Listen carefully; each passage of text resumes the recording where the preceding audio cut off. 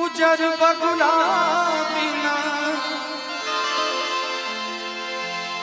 हो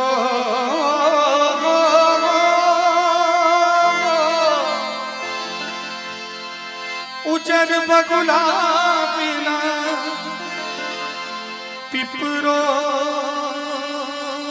न शोभे कोयल बिना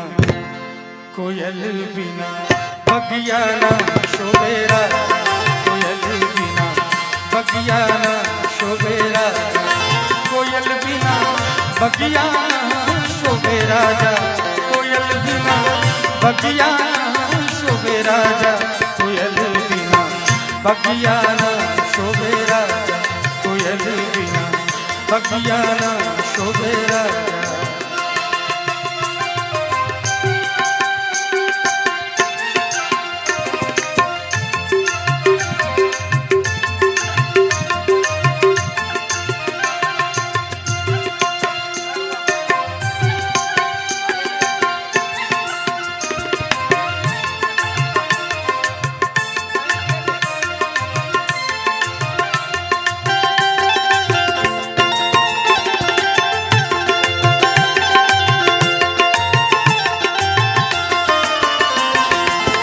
सास ससुर बिना तुवर न शोभे सास ससुर बिना तुवर न शोभे सास ससुर बिना तुवर न शोभे देवर बिना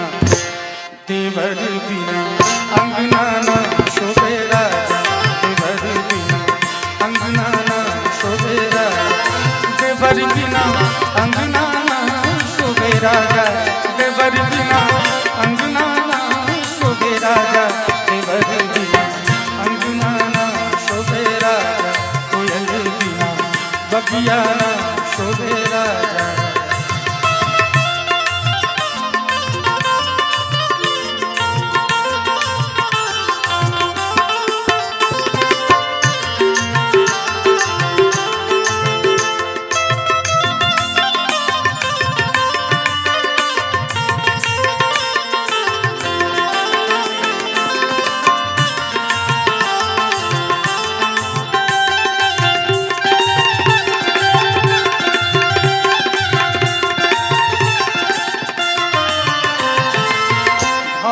भतीजा बिना नेहरू न शोभे भाई भतीजा बिना नेहरू न शोभे भाई भतीजा बिना नेहरू न शोभे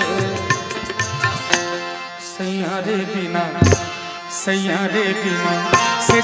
न शोभे राजा सैयारे बिना सजिया न शोभे राजा सैयारे बिना सजिया न शोभे राजा सैयारे बिना सजिया न शोभे राजा सैयारे बिना सजिया न शोभे राजा कोयल बिना बगिया न शोभे राजा।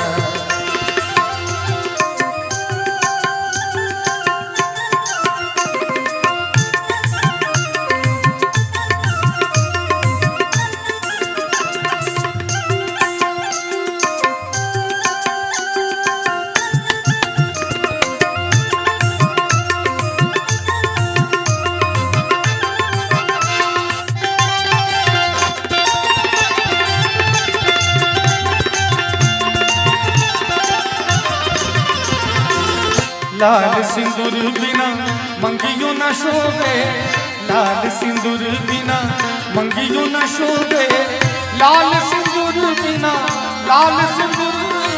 मंगियो न शोभे बालक बिना गोदिया न शोभे राजा बालक बिना गोदिया न शोभे राजा बालक बिना गोदिया न शोभे राजा बालक बिना गोदिया न शोभे राजा बालक बिना गोदिया न शोभे राजा कोयल बिना बगिया न शोभे राजा। और हमारे बड़े भैया राजेश भैया की तरफ से 500 का आशीर्वाद आया, पैर छू के प्रणाम करता हूँ।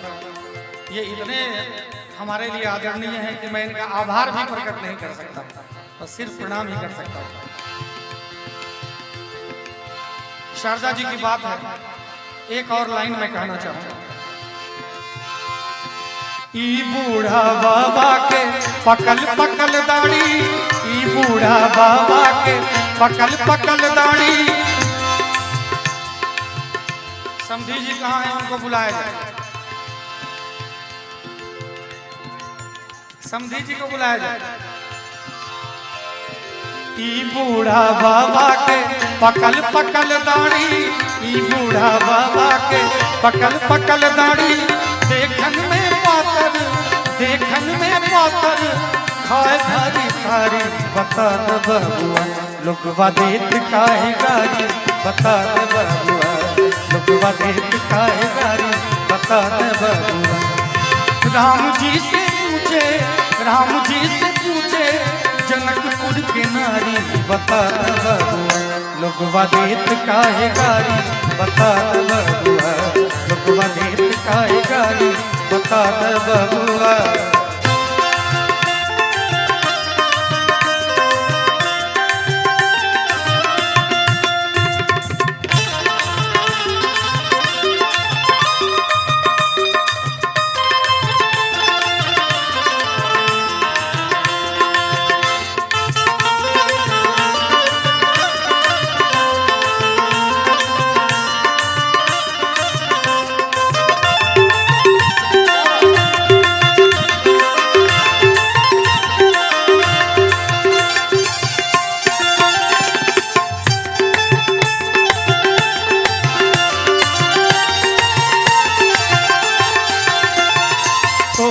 से पूछूं मैं ओ धनुषधारी, तोहरा से पूछूं मैं ओ धनुषधारी।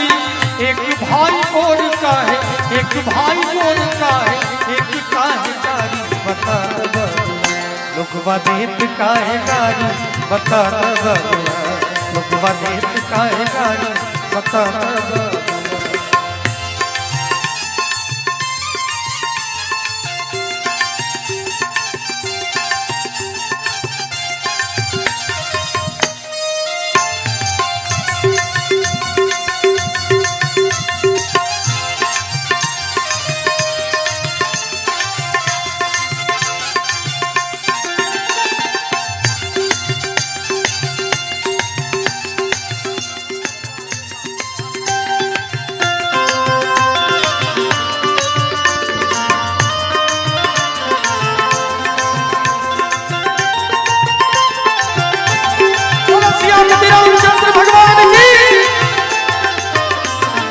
राजा दशरथ जी कैलन होशियारी, राजा दशरथ जी कैलन होशियारी।